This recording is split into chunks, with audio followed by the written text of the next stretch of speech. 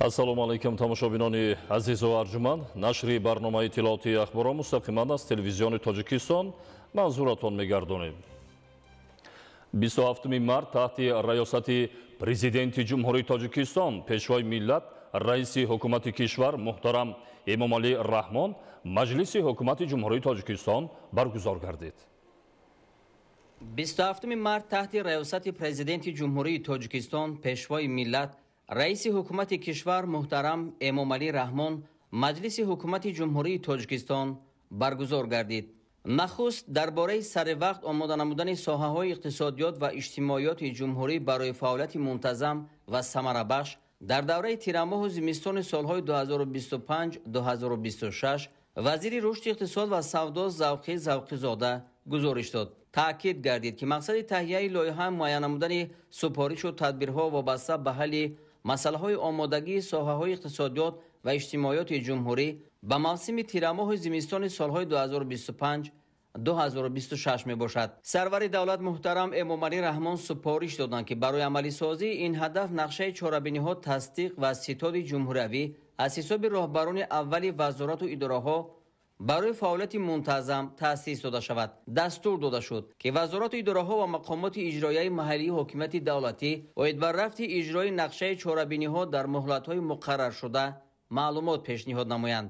президенти кишвар муҳтарам Эмомалӣ Раҳмон аз истифодаи ғайрисамараноки нерӯи барқ ва талафоти аз меъёр зиёди он дар мавсими тирамоҳу зимистони солҳои 2024-2025 изҳори нигаронӣ карда барои бартараф намудани камбудиҳои ҷиддии мавҷуда ва пешгирии чунин ҳолатҳо ба масъулин супоришҳои мушаххас доданд. таъкид гардид ки барои истифодаи ғайриқонунии нерӯи барқ ва напардохтани маблағи он ҳатто ҷавобгарии ҷиноятӣ муайян карда шавад.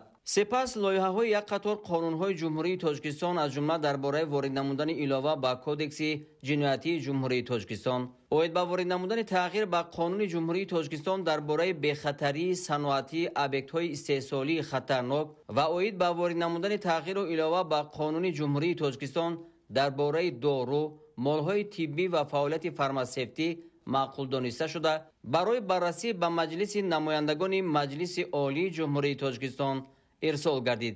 дар маҷлиси ҳукумати ҷумҳурии Тоҷикистон барномаи миёнамуҳлати рушди мақомоти гумруки ҷумҳурии Тоҷикистон барои солҳои 2025-2029 ва барномаи солимгардонӣ барқарорсозӣ ва ҳамгироии маҳбусони барои содир намудани ҷиноятҳои дорои хусусияти экстремистию террористӣ, иштирок дар задухӯрдҳои мусаллаҳона ва низоъҳои ҳарбии ҳудуди кишварҳои хориҷӣ маҳкум шуда барои солҳои 2025-2029 баррасӣ шуда қарорҳои дахлдор қабул карда шуд.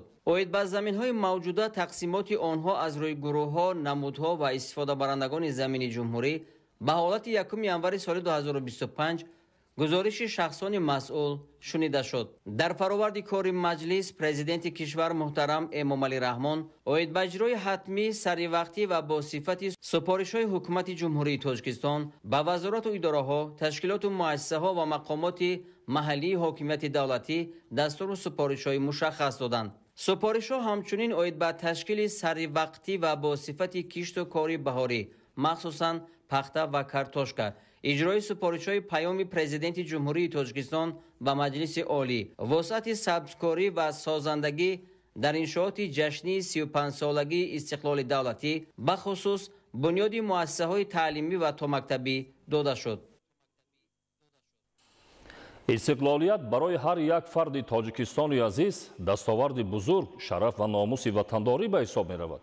ҳаминак зери ливои соҳибихтиёрӣ мардуми шарифи кишвар бо роҳбарии пешвои миллат муҳтарам Эмомалӣ Раҳмон сӯи музаффариятҳои нав ба нав гомҳои устувор гузошта барои ҳифзи арзишҳои он ҳамеша даст ба коранд.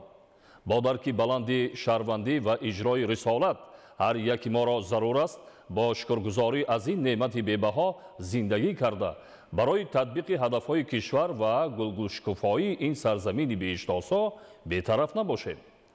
наврӯз Сафарзода гузориш медиҳад. استقلالیت ارزشی است که با آرمان هزارساله ملت ما تبدیل یافته بود و گشت‌های تاریخی سالهای 90 این امکانیت را برای ملت تمدن‌آفر تاجیکان فراهم ساخت. اما امتحان‌های بعدینه هم هزار سنجش‌های دیگر پیش رو آورد که قریب این آرمان ملی را به کام نیستی می‌کشید. ولی فطرت والای ازلی که بالا گرفت و مردم پیشوای خود را یافت، از این ورطه هم ما نجات یافتیم و رسیدن به وحدت ملی استقلالیت تاجیکستان را حفظ و نگاه داشت. با شرافت این نعمت بزرگ امروز تاجیکستان نه تنها در راه عملی سازی آرمان‌های ملی به پیش گام نهاده ایستاده است، بلکه تشبثکار و پیاده سازنده تدبیرهایی است که مهمیت عمومی بشری دارد. استقلالیت به رمز آزادی، صاحب دولتی و وطنداری مردم متمدن تاجیک تبدیل یافته است. زیر لوای مستقلیت ملی مردم ما زیر لب شعار تاجیکستان به پیش به سوی آینده درخشان و از این هم بیشتر رشد یافته راه سپارند. دوران استقلالیت برای ما امکانی واقعی فراهم آورد که راه امروز و آینده ملت و پیشرفت منبع کشور عزیزمان را به سوی جامعه دموکراتی، حقوق بنیاد و دنیوی انتخاب نماییم. این دستاورد مقدس برای خلق تاجیکستان وطن و وطنداری، دولت سازی و دولتداری مستقل، کار و پیکاری های پیگیرانه سازندگی، از تلاش های فداکارانه رسیدن به استقلالیت سیاسی، اقتصادی و فرهنگی را آموزانده، معیارهای جامعه شهروندی را تحکیم بخشید و در یک وقت حیات آزادانه هر فرد و عالی‌ترین درجه بخت و سعادت واقعی ملت را تامین نمود. استقلالیت رمز برجسته پایداری دولت، بقای سیمای ملت، رمز اصالت و هویت، آرمان‌های تاریخی، شناسنامه بین‌المللی و شرف و اعتبار به جهان متمدن پیوستن کشور صاحب استقلال تاجیکستان میباشد. ما را ضرور است که به قدر این همان نعمت رسیم و برای باز هم رشد و پیشرفت دولت عزیزمان تاجیکستان صاحب استقلال تلاش نماییم. 582 миллион нафаре ки аз гуруснагӣ дар ҷаҳон азият мекашанд, тақрибан 29% онҳо дастрасии доимӣ ба ғизои солим надоранд. бинобар ин истифодаи оқилонаи замин омили муҳим дар самти таъмини аҳолӣ бо маҳсулоти хушсифати кишоварзӣ буда, ҳолати феълии ҷомеаи ҷаҳонӣ тақозо мекунад ки дар ин раванд таҷрибаҳои илмӣ бештар амалӣ гарданд. гузориши мансури ҷалол ва маҳмадсаиди камол. طبق پیشگویی تشکیلات آذوقه‌واری و کشاورزی سازمان ملل متحد سالهای آخر بنابر تغییریابی اقلیم، خشکسالی و تأثیر آن بر ساحه کشاورزی، تأمین اهالی جهان با مواد غذایی باز هم دشوارتر شده، استحصال محصولات کشاورزی نسبت به سالهای قبلی کم می‌گردد. در شرایط امروزه تمام کشاورزان و هر یک عائله باید با استفاده عاقلانه و ثمرناک زمین از جمله زمین‌های نزد حولگی در زمین‌های آبی حتما به راه ماندن کشتی تکراری که منفعت و ثمرناکی این عمل سالهای آخر در فراوانی بازار استعمالی روشن دیده می شود دقت اولین درجه دهند. با مقصد تامین بازار استعمالی کشور در جمهوری قریب در همه شکل خوجگی داریم. در مساحت 860,000 گکتار کشتی زراعت‌ها گذرانده می شود و از این حساب استحصال زراعت‌های غله‌دانگی هم در کشتی اساسی هم در کشتی تکراری حاصل فراوان روی آورده شده. تامینات اهالی با محصولات آن تامین کرده میشن.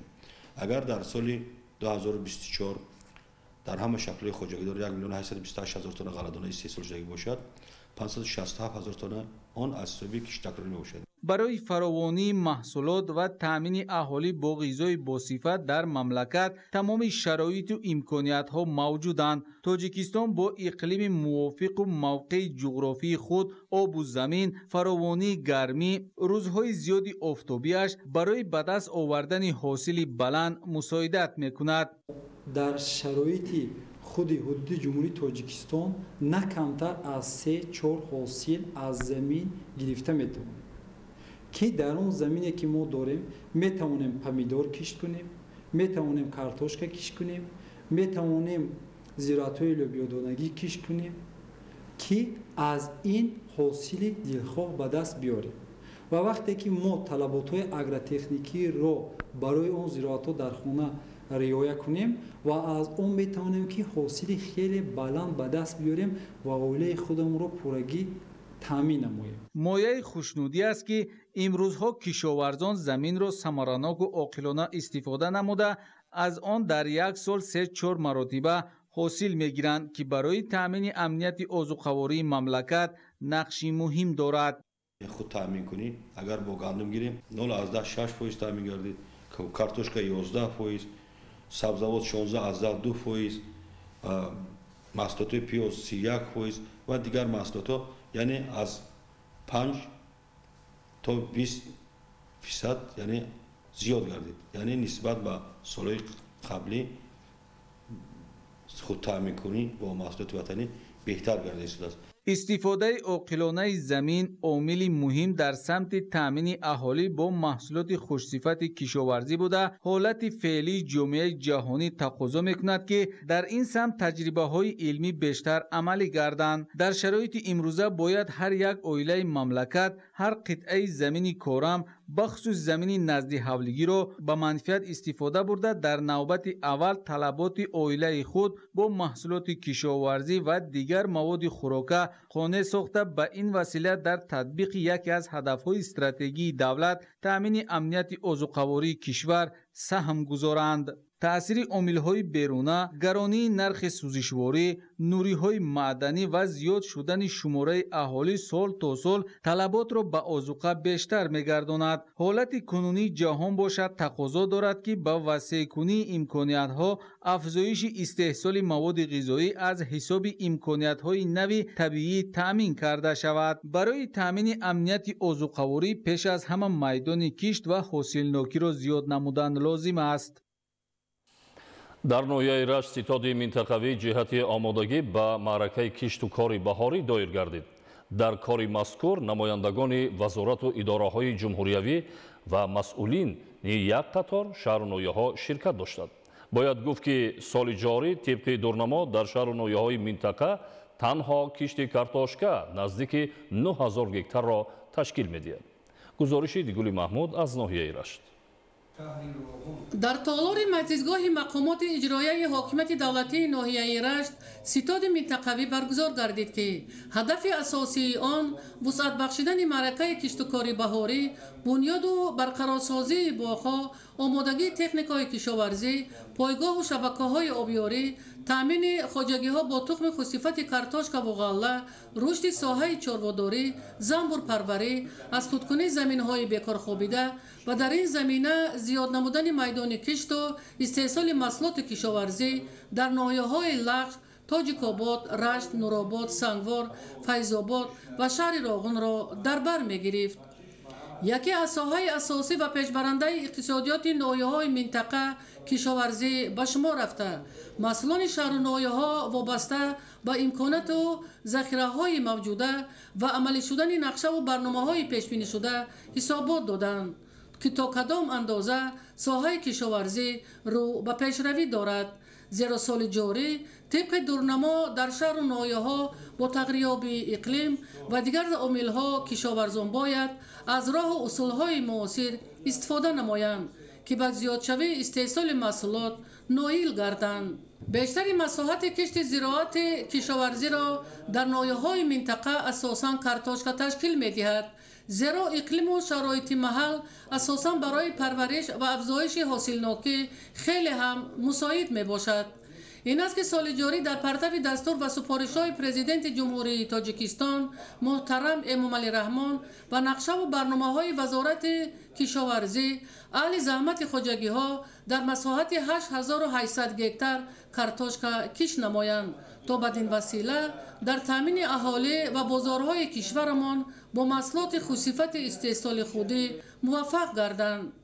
дар баромади намояндагони шаҳру ноҳияҳо қайд гардид ки барои боз ҳам вусъат бахшидани маъракаи киштукори баҳорӣ, афзоиши майдони картошка, ғалла ва бунёди боғҳои нав як қатор омилҳо мавҷуд аст ки бартараф кардани мушкилот аз дастгирии масъулини вазорату идораҳои ҷумҳуриявӣ вобастагӣ дорад.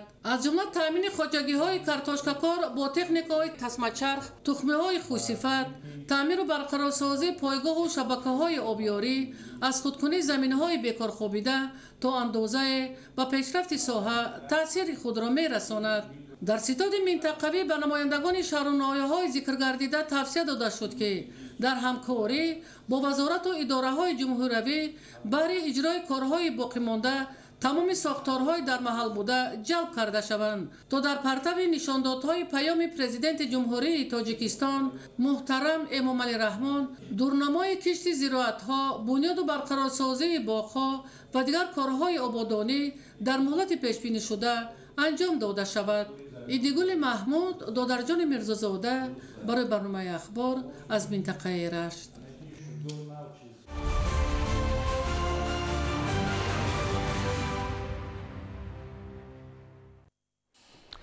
дар замони соҳиби истиқлолии мамлакат хосатан марҳилаи нави рушди бадахшон дар баробари шаҳру ноҳияҳои дигари вилоят дар ноҳияи рошқала низ инфрасохтори замонавӣ ташкил мегардад. имрӯзҳо корҳои бунёдӣ дар парки технологии ноҳия вусъати тоза пайдо намуда бо мавриди баҳрабардорӣ қарор гирифтани он сокинони ноҳия бо кори доимӣ таъмин хоҳанд шуд. гузориши моҳираи тоҳир.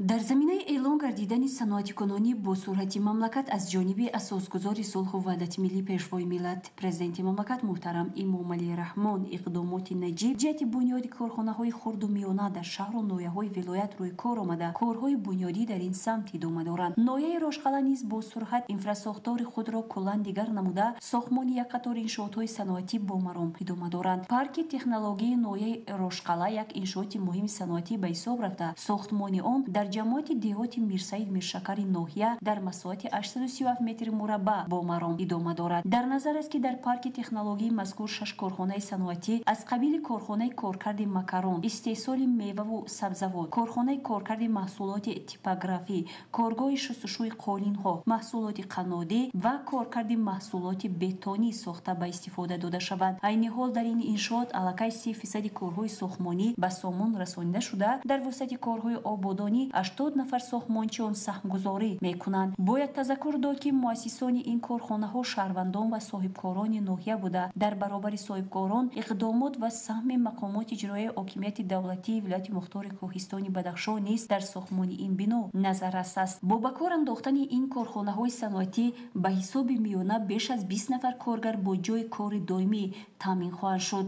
дар ноҳияи рошқала сохтмони парки технологӣ бо тавоноии 6 корхонаи саноатӣ сохтмонаш бо маром идома дорад. бо боварии комил гуфта метавонем ки ба истифода дода шудани парк технологии мазкур дар ноҳия маҷмӯи маҳсулоти саноатӣ ҳанӯзам зиёдтар ва сифати хизматрасонӣ хубтару беҳтар мегардад. сохтмончиён ният доранд ки дар муддати кӯтоҳтарин сохтмони ин иншоотро бо иҷрои босифати корҳо ба охир расонда итминон меравад то ҷашни 28-солагии ваҳдати миллии корхонаҳо мавриди баҳрабардорӣ қарор дода шаванд. моҳираи тоҳир, муборакшоҳи рустам, ноҳияи рошқала, ахбор. ба истиқболи шоиста аз ҷашни фархундаи миллат 35-солагии истиқлоли давлатии ҷумҳурии Тоҷикистон дар ноҳияи Фархор корҳои таъмиру навсозии роҳҳои аҳамияти маҳаллӣ дошта вусъати тоза касб намудааст. бо ҳамин шакл дар ҳудуди ҷамоати деҳоти Хӯросон бунёди роҳи нав оғоз гардид ки кор дар ин самт бо маром идома дорад. аз ҷараёни тадбирҳои роҳсозӣ дар ин масир ҳамкорамон Анваршо Сайдализода гузориш омода намудааст. ба истиқболи ҷашни фархундаву сиёсии миллӣ 35-солагии истиқлолияти давлатии ҷумҳурии Тоҷикистон дар ноҳияи Фархор дар баробари анҷоми дигари корҳои ободонии созандагӣ ҳамзамон тадбирҳои роҳсозӣ мароми тоза дорад. ёдовар мегардем ки соли гузашта дар ноҳияи Фархор наздики 16 километр роҳҳои маҳаллӣ таъмиру навсозӣ гардиданд ва ҳоло бошад корҳои сохтмонӣ дар ин самт бо маром идома дорад. дастуру ҳидоятҳои созандаи пешрӯи миллат президенти ҷумҳурии Тоҷикистон муҳтарам Эмомалӣ Раҳмон ҷиҳати саҳмгузорӣ дар рушди инфраструктури деҳот дар доираи истиқболи сазур аз ҷашнҳои бузурги миллӣ хоса 35-солагии истиқлоли давлатӣ марҳила ба марҳила заминаи мустаҳкам гузошта истодааст. раванди бесобиқаи корҳои бунёдкорию созандагӣ дар иншооти гуногун таъиноти ҷамоати шаҳрак ва деҳоти ноҳияи Фархор бешак собитгари ин гуфтаҳо мебошанд. дар корҳои сохтмонии роҳи ҳудуди ҷамоати деҳоти Хӯросон техникаҳои соҳавии муассисаи давлатии нигоҳдории роҳҳои автомобилгари ноҳия сафарбар гардида сохтмончиён ба сифати корҳо диққати аввалин дараҷа равона менамоянд, зеро ин роҳи мошингузар барои кулли сокинони ҷамоати деҳоти мазкур ки 19875 нафар аҳолиро дар бар мегирад хизмат мерасонад. ният дорем тибқи нақша дар ҷамоати Хӯросон зиёда аз 20 километр роҳҳои маҳаллӣ доштаро асфалтпӯш кунем. боз ҳаста дар нақша ҷамоати дарқат, ҷамоати шаҳраки ноҳия ки маҷмӯан зиёда аз 30 километрро дар бар мегирад ки имсол ният дорем ки منفرش نماییم. کوشش میکنیم که تا جشن 35 سالگی استقلالیت جمهوری تاجیکستان تدبیرهای راهسازی را بیشتر نماییم. پیرو برنامه جماعت اتحاد خراسان نویای فرخار از دستور هدایت‌های رهبری دولت و حکومت مملکت اقدام پیشگرفته ساکنان و صاحبکاران و اشخاص سخاوتپیشه را بلند گردیدند، زیرا رانندگان و پیاده‌گردان در فصل زمستان و بهار در نتیجه بارشات زیادی برف و باران در این مسیر به مشکلات دچار می‌شدند و اقدام راهاندازی گردیده را تشبثکاران محض بهره رفع چنین مشکلات پیش گرفتند. ساکنان متین اراده نویای فرخار با راهاندازی اقدام و تشبث‌های نکو و سازنده که به واسطه از هدایت‌های نیک رهبری عالی حکومت جمهوری تاجیکستان منشأ می‌گیرند، عزم دارند که پیوسته حصه چشم از خویش را گذارند و جشن فرخنده ملت را با دستاوردهای نظارت مهنتی استقبال نمایند. عین حال تنها در حدود جماعت اتحاد خراسان ناحیه نزدیک 20 کیلومتر راه تخت و هموار گردیده در مرحله بعدی منفرش کرده می‌شود. انورشاه سیدعلیزاده، سید حامد شریف، ناحیه فرخار، اخبار. در شهر سرافشان همین گونه کارهای سازندگی با حوصله تازه جریان دارد. خصوصا جهت بهتر نمودن شرایط تعلیم و تامین انفراستراکچور ساحه در شهر نقشه چاره‌بینی‌ها تهیه شده، بنیاد انشاءات ساحوی در نظر داشته شده است. ساختن سیمخانه‌های ایلاوگی در نزد مؤسسه‌های تعلیمی نیز ادامه تدبیرهای سازندگی در این جاده است که حالا کار در این روند با سرعت جریان دارد. مفصل در گزارش فردوس عمرов. рушди ҳар як давлату миллат маҳз аз соҳаи мактабу маориф вобастагии зич дорад. бо ин мақсад бахшида ба истиқболи сазовор аз ҷашни мубораку фархундаи 35-солагии истиқлолияти давлатии ҷумҳурии тоҷикистон имрӯз дар назди муассисаи таҳсилоти миёнаи умумии рақами 10 шаҳри Истаравшан бинои маҷлисгоҳ барои 120 ҷойи нишаст сохта ба истифода дода шуд. тибқи иттилоъ бинои маҷлисгоҳ бо харҷи 230 000 сомонӣ ва кӯмаку дастгириҳои мақомоти иҷроияи ҳукумияти давлатии шаҳр дар ҳамбастагӣ бо кумитаи падару модарони муассиса бунёд гардид. ҷиҳати иҷрои дастури ҳидоятҳои асосгузори сулҳу ваҳдати миллӣ, президенти ҷумҳурии Тоҷикистон пешвои миллат муҳтарам Эмомалӣ Раҳмон вобаста ба ҳарчи бештар ҷалб гардидани кӯдакону наврасон ба боғча кӯдакистонҳо ва дар доираи чорабиниҳои наврӯзӣ дар назди кӯдакистони рақами 4 шаҳри Истаравшан бинои иловагӣ ба истифода дода шуд. гуфта шуд ки таваҷҷӯҳи волидон ба зинаи таҳсилоти томактабӣ бештар гардида, аз ҷониби онҳо ташаббусҳои созандагӣ ба назар мерасад. мисоли равшани гуфтаҳо бо харҷи 250 000 сомонӣ аз ҳисоби кумитаи падару модарони муассиса сохта ба истифода додани гурӯҳи мазкур ба ҳисоб меравад. бинои иловагӣ барои 21 нафар кӯдак пешбинӣ гардида, таълиму тарбия дар он пурра бо забони русӣ ба роҳ монда шудааст. ҳамзамон бинои дигари кӯдакистон аз таъмири ҷорӣ бароварда, баҳри кӯдакон шароити беҳтарини таълиму тадрисро фароҳам овардааст. қайд гардид ки нигоҳубин ва тарбияи ятимону бепарасторон зери таваҷҷӯҳ ва ҳимояи ҳукумати ҷумҳурии Тоҷикистон қарор дошта, ҷиҳати ба камолот расондан ва соҳибилм намудани онҳо шароитҳои созгор фароҳам оварда шудааст. Фирдавс Умаров, Мазбут Бобозода, Орзу Маъруфов, шаҳри Истаравшан, Ахбор.